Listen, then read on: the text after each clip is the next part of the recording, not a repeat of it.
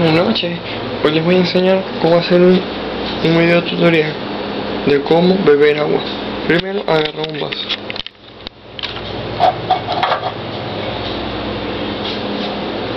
Un vaso cualquiera, puede ser. Es de plástico, de vidrio, como lo tengan en su casa. Agarra el vaso, se va a la nevera.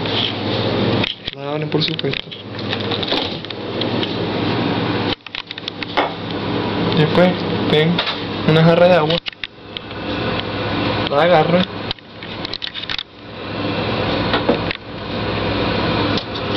y echan el agua en el vaso. Echan el agua en el vaso, por supuesto.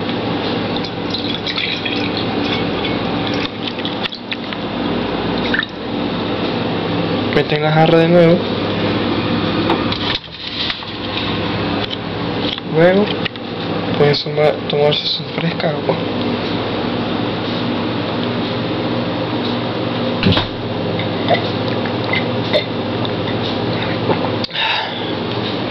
Poner el vaso otra vez.